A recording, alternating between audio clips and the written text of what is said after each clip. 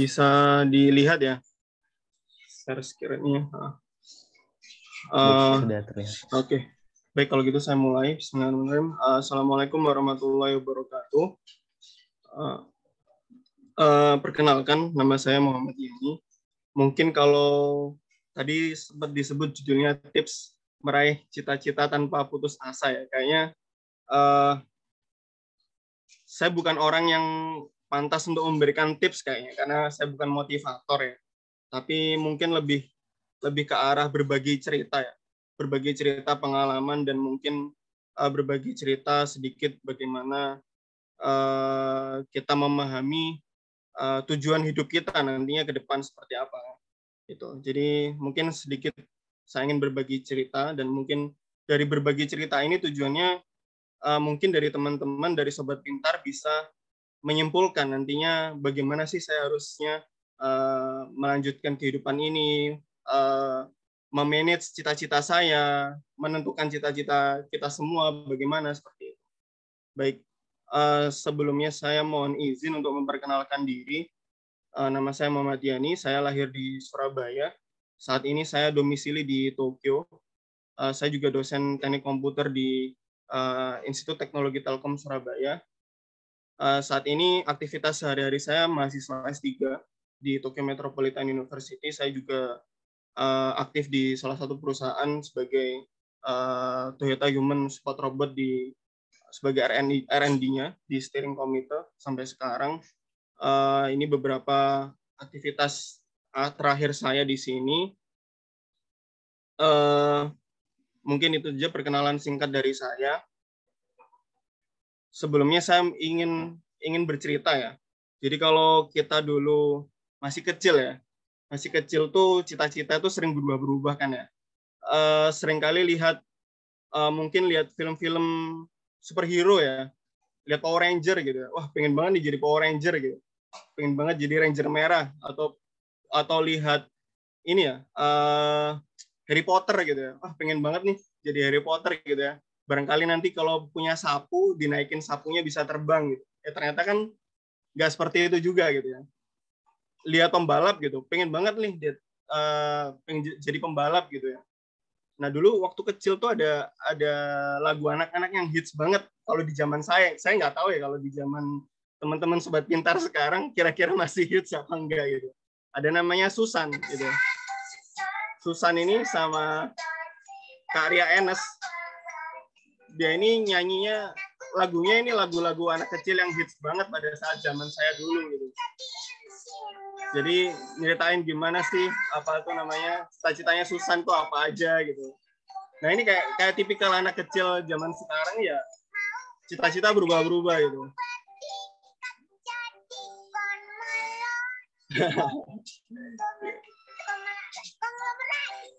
Nah, dulu saya suka banget nonton film namanya Airwolf.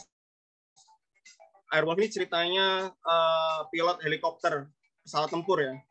Ini keren banget nih di zaman dulu tahun 90-an ya. Nah, nih Airwolf ini salah satu yang cukup menginspirasi ya bagi saya. Oh, pengen banget nih bisa jadi pilot. Ternyata sampai sekarang saya nggak menuju cita-cita ini untuk jadi pilot gitu. Sebagai pilot pesawat tempur gitu.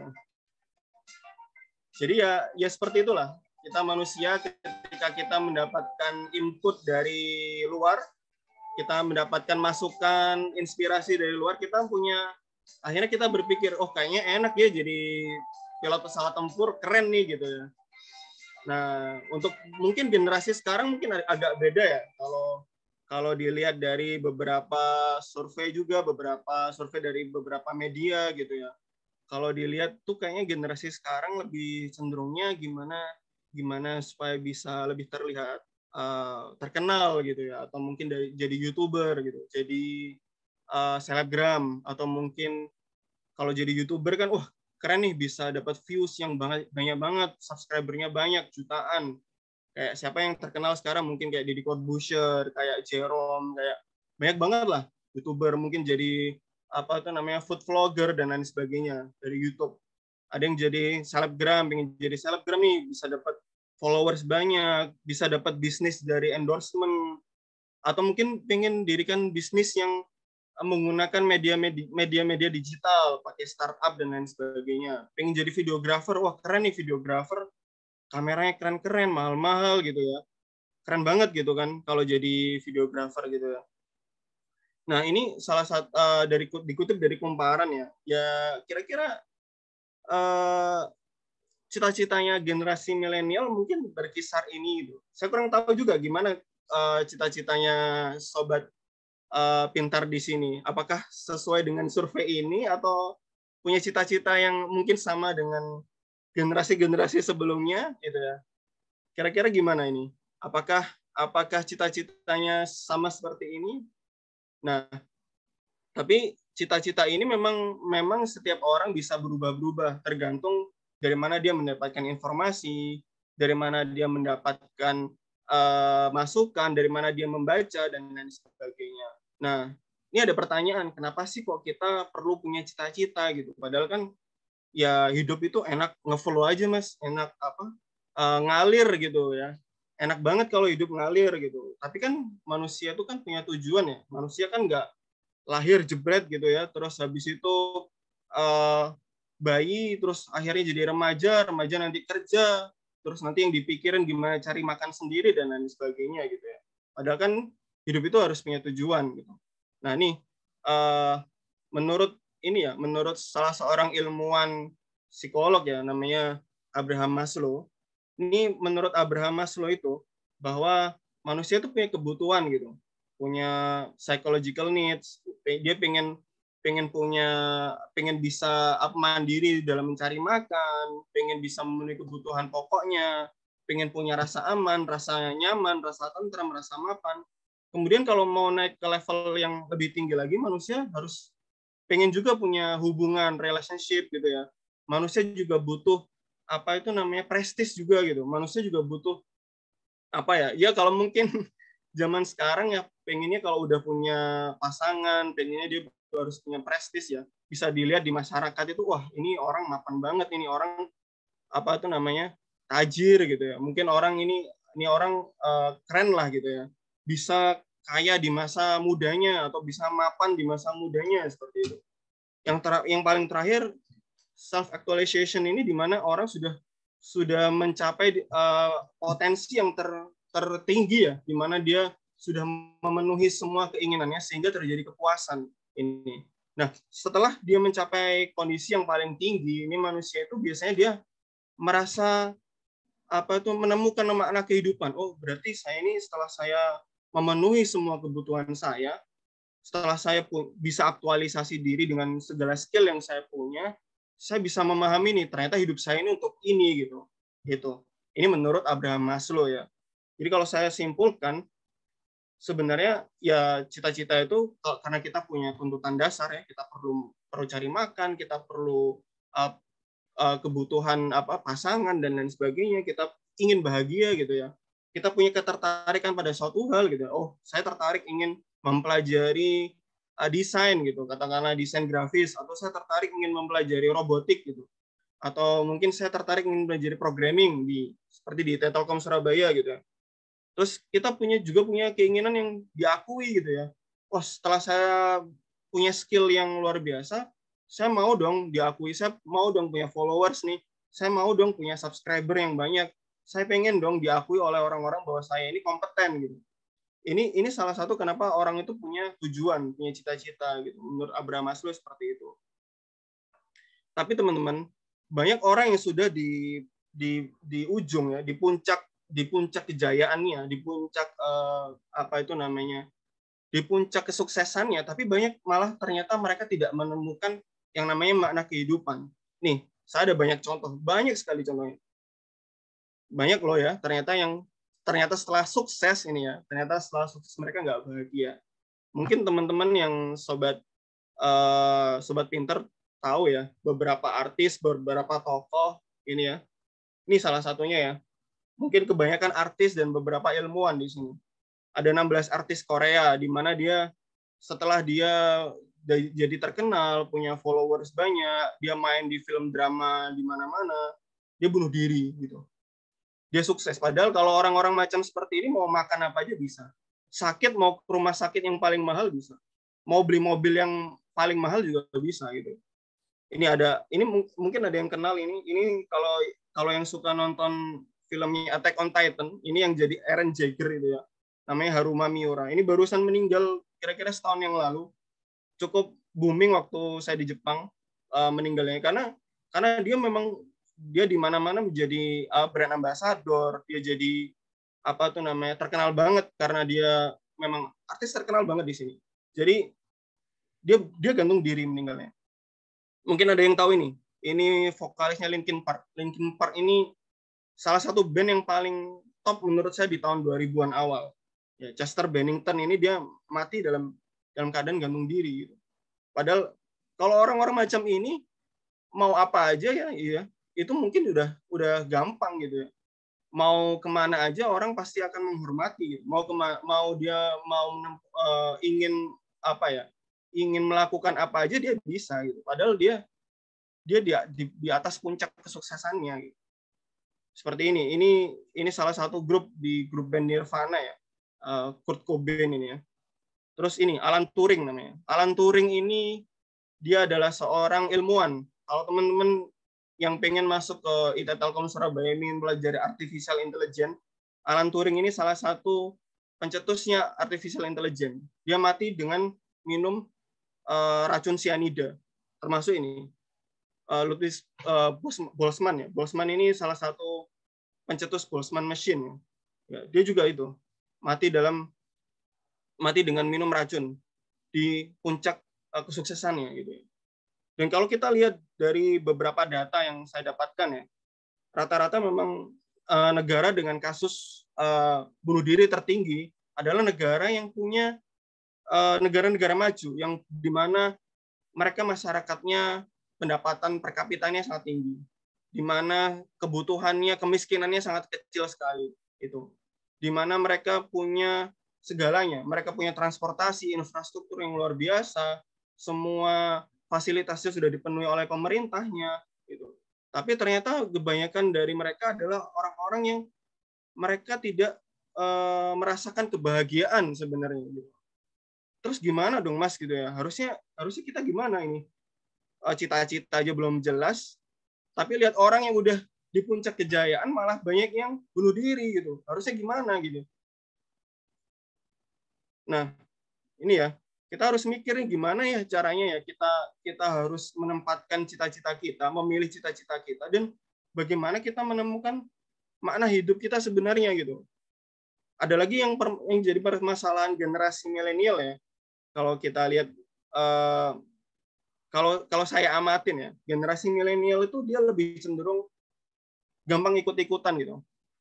Banyak yang seneng, banyak yang ikut seminar wirausaha swasta gitu ya katakanlah, atau ikut seminar atau ikut tutorial programming gitu. Akhirnya pada ikut ke sana, lari pada ke sana gitu. Banyak yang ikut seminar investasi, pada lari ikut-ikut investasi. Ternyata investasi bodong gitu ya. Karena di situ ditipu, karena sudah dijanjikan kebebasan finansial sebelum umur 30 tahun dan lain sebagainya. Nah, masalah di generasi milenial yang lainnya adalah ingin menghindari kesulitan gitu. Dia nggak punya fighting endurance, nggak punya ketahanan dalam bertarung. Jadi ketika dia sudah menentukan cita-citanya, nemuin yang sulit-sulit, udahlah ini nggak passion nih, ini nggak passion ini. Saya maunya yang passion. Passionnya apa? Passionnya buka HP, main game gitu ya. Passionnya makan di fast food, nongkrong di warung gitu. Kondisi di masyarakat, kebutuhan di masyarakat apa gitu. Ketika kita merasa bahwa yang sulit itu akhirnya tidak passion gitu ya, akhirnya kita tidak pernah mendapatkan skill yang benar-benar dalam di situ gitu. Akhirnya kita akan lari, kita akan jadi kutu lompat terus gitu ya, lompat kemana-mana, ke sini nggak cocok, akhirnya ke sini nggak cocok, ke sini nggak, akhirnya gampang berubah-berubah gitu ya, gampang merasa nggak passion gitu ya. Padahal harusnya kita harus punya ketahanan dalam bertarung, harus punya kekuatan untuk menaklukkan kesulitan itu gitu. Nggak gampang ikut-ikutan, nggak gampang merasa nggak passion gitu. Padahal ya kita harus melihat bagaimana kebutuhan umat, kebutuhan masyarakat itu apa gitu ya. Nah, disitulah kita harus mengambil punya peran gitu. Kita harus benar-benar punya peran. Oh, ketika masyarakat butuh ini, oke lah, saya mau untuk berkontribusi di sini gitu. Bukan masalah passion nggak passion, semua oleh Tuhan diberikan potensi yang sama gitu. Boleh semua orang punya kecenderungan masing-masing, suka yang mana. Mungkin ada yang lebih suka ngomong, lebih suka berhitung, lebih suka menganalisa dan lain sebagainya. Boleh, tapi harus mencari itu semua di kebutuhan-kebutuhan itu di masyarakat.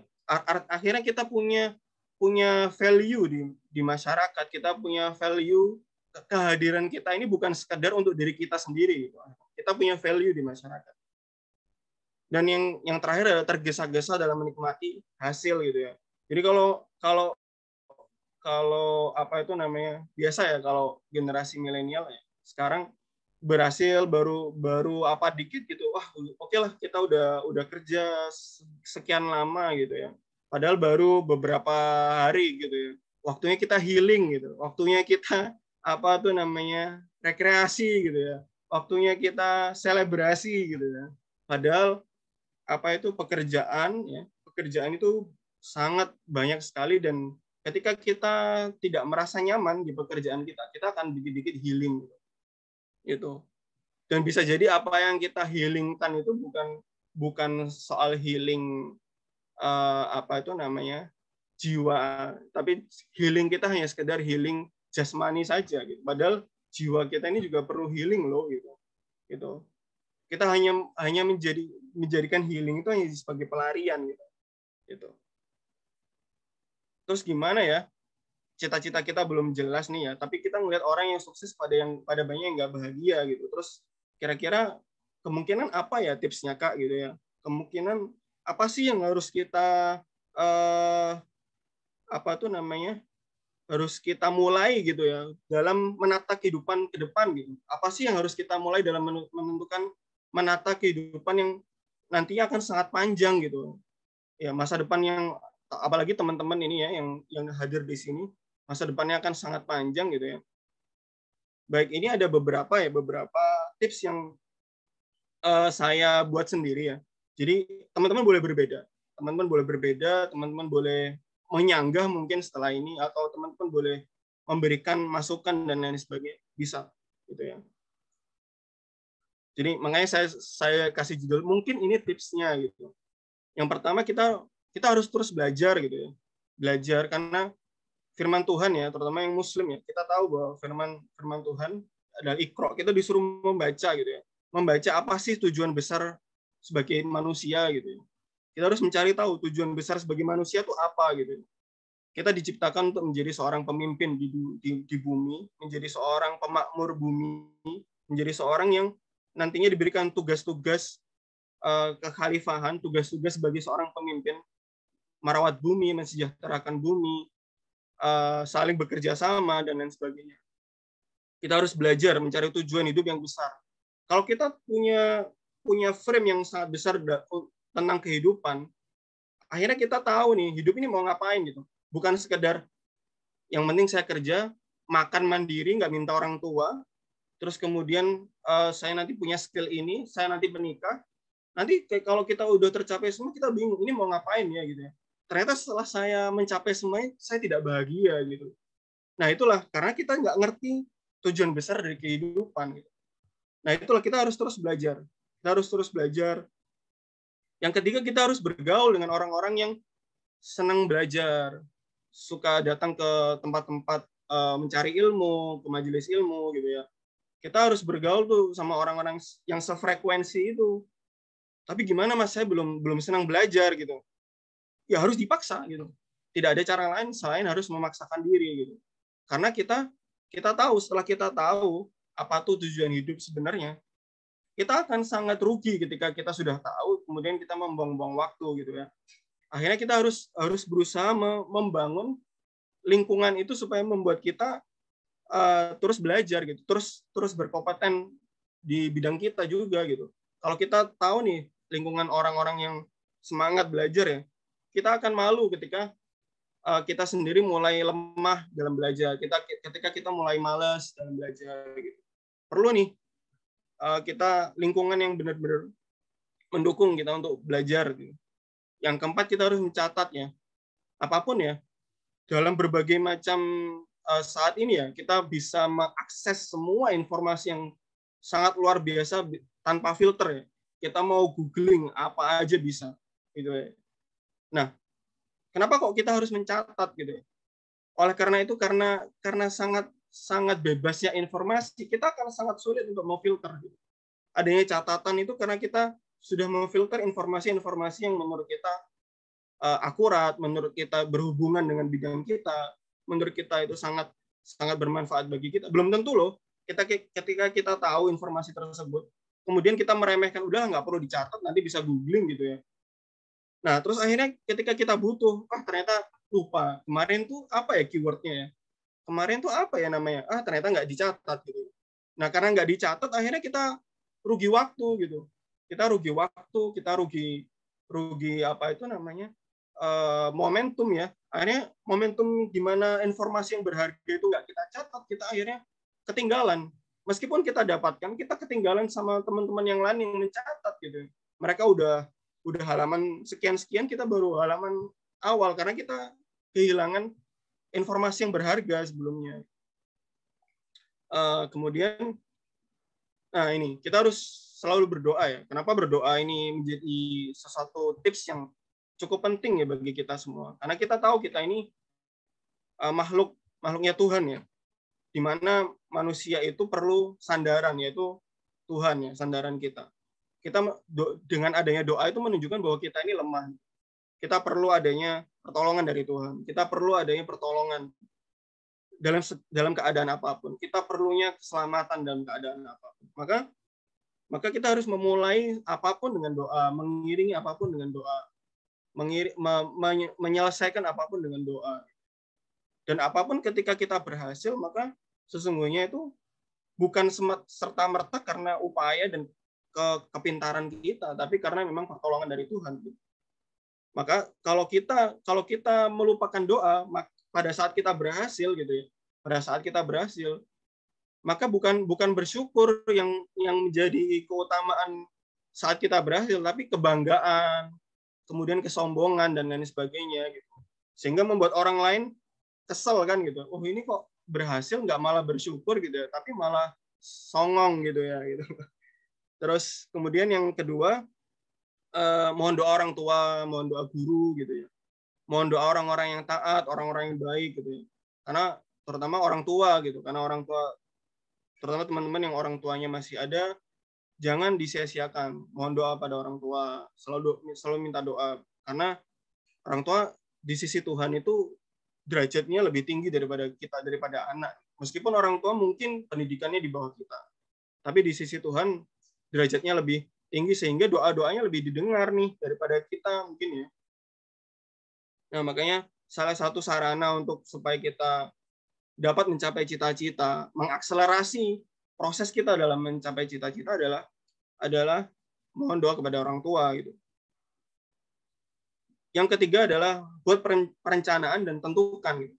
Setelah kita membuat perencanaan yang lebih konkret ya, kita harus evaluasi ya gitu ya.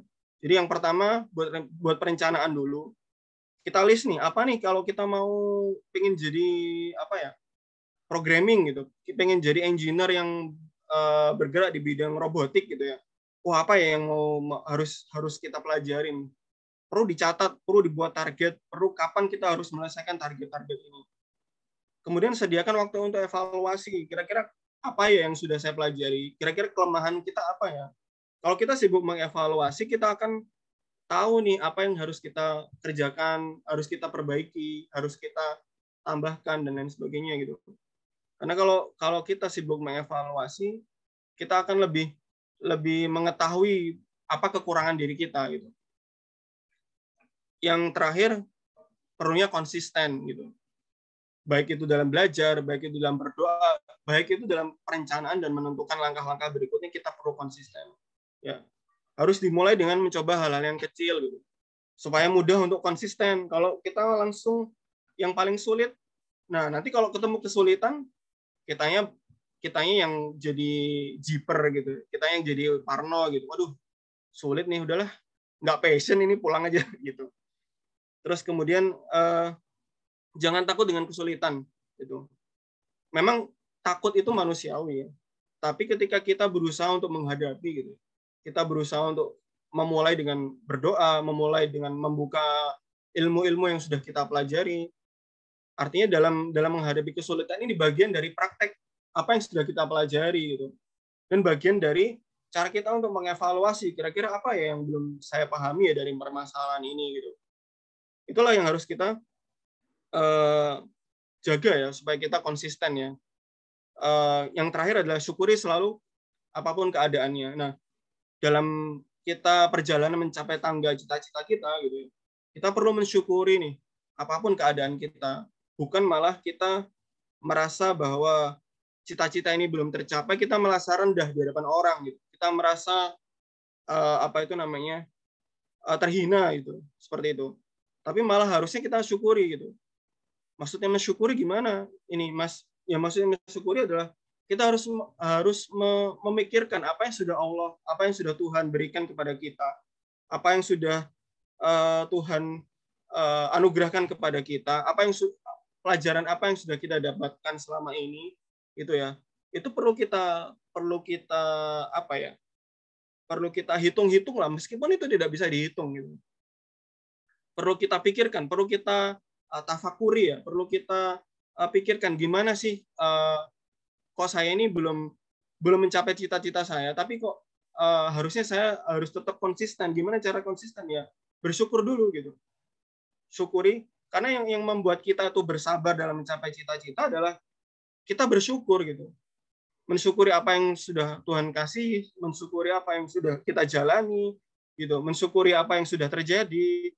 Perlu kita syukuri gitu. Kalau kita nggak bersyukur, kita tidak akan ditambah nanti nikmatnya. Ke depan kita akan dicap oleh Tuhan ini kita nggak amanah dengan apa yang sudah kita dapatkan selama ini gitu. Kalau kita tidak bersyukur gitu. Karena hubungan kita dengan Tuhan ini bukan hubungan transaksional ya, bukan sekedar ya Tuhan saya pengen jadi dokter gitu ya. Ya udahlah saya mau jadi dokter, kalau gitu saya mau jadi orang taat aja lah. Bukan sekedar hubungan transaksional, tapi hubungan antara seorang hamba dan kepada Tuhan gitu ya. Artinya semua memang terserah Tuhan, tapi kita tetap harus mensyukuri itu. Sehingga ketika kita menginginkan amanah yang lebih tinggi lagi, keinginan yang lebih tinggi lagi, Tuhan akan melihat bahwa kita ini orang yang bersyukur, orang yang amanah dengan nikmat yang sudah diberikan gitu. Itu. Baik. Terus gimana ya dengan ini ya diagram yang dibikin sama Maslow ya. Tadi kan terbukti nih beberapa orang yang sudah sesuai mengikuti alur yang diberikan oleh Maslow bahwa untuk mencapai kebahagiaan tertinggi gitu ya, kepuasan tertinggi itu ini loh alurnya sudah digambarkan sama Maslow secara umum gitu. Tapi kok ternyata dia nggak menemukan makna kehidupan gitu loh. Nah, itulah kenapa beberapa ilmuwan-ilmuwan Barat itu tidak memperhatikan aspek jiwa. Gitu. Yang diperhatikan hanya aspek jasmani, yang diperhatikan hanya aspek keamanan, yang materi-materi yang hanya terlihat saja, gitu ya. Karena manusia itu adalah makhluk yang punya jiwa, bukan robot ya. Kalau robot ya yang butuhnya cuma baterai, mungkin program, mungkin kecerdasan dan lain sebagainya. Padahal manusia itu punya kebutuhan jiwa loh. Artinya kebutuhan jiwa itu apa? Kebutuhan mengenal Tuhannya gitu. Kebutuhan memohon, meminta dan dekat dengan Tuhannya. Itulah salah satu kebutuhan jiwa manusia yang itu jauh lebih penting daripada sekedar makanan, minuman, atau kebutuhan sehari-hari, keamanan, kemudian followers, subscriber, viewers, kemudian skill dan lain sebagainya. Itulah sebenarnya yang tidak dipahami oleh beberapa orang gitu. Karena mereka hanya memikirkan kebutuhan materi, jasmani yang itu hanya terlihat kasat mata gitu. Tapi kebutuhan jiwa itu tidak terlihat gitu. Tidak terlihat di antara mereka gitu. Makanya di sini saya mencoba membalik gitu ya. Saya mencoba membalik sebenarnya yang paling utama adalah kebutuhan jiwa gitu ya, kebutuhan jiwa, dimana pada saat dia punya kebutuhan jiwanya terhadap Tuhannya itu sudah terpenuhi, Akhirnya dia paham, saya ini tugasnya sebagai manusia loh, sebagai seorang pemimpin di dunia, di bumi, diberikan tugas kemanusiaan yang sangat mulia oleh Tuhan, diberikan potensi yang luar biasa, sehingga saya harus punya aktualisasi diri di masyarakat, di negara, di komunitas, di umat, dan lain sebagainya gitu. Kemudian saya juga harus punya relationship yang bagus gitu, punya hubungan yang bagus sama manusia gitu. Nah, kemudian kebutuhan yang basic needs ya, safety, kemudian makanan, minuman, terus sandang pangan papan, ini nantinya akan mengikuti gitu. Kebutuhan ini yang nantinya bukan kebutuhan dasar ini. Artinya kebutuhan dasar ini adalah basic spiritual, di mana dia tahu potret besar dari kehidupan yang seharusnya dia jalani, tidak hanya sekedar memenuhi kebutuhan jasmani, tapi manusia punya kebutuhan rohani juga, punya kebutuhan jiwa juga. Manusia tidak hanya nanti sekedar saya yakin di agama manapun dia akan percaya kehidupan setelah mati. Manusia tidak hanya sekedar butuh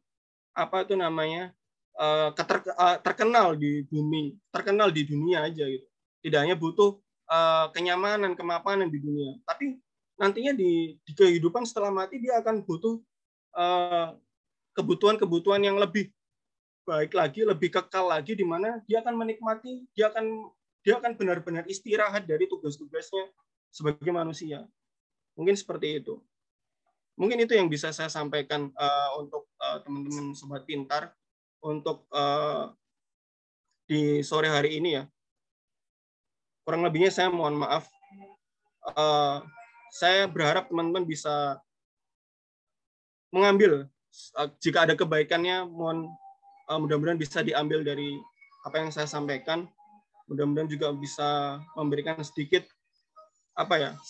semangat ya. Karena semangat itu bukan sekedar semangat ya Mas, semangat ya Kak gitu. Bukan sekedar itu. Semangat itu perlu dibangun dengan proses.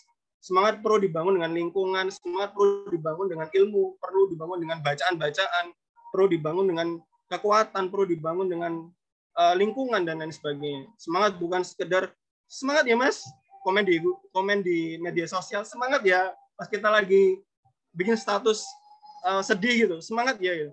Kita nggak akan semangat, saya yakin nggak akan semangat. Tapi perlu dibangun dengan proses, bukan hanya sekedar cemungut ya kakak gitu ya. Mungkin itu aja yang bisa saya sampaikan. Assalamualaikum warahmatullahi wabarakatuh.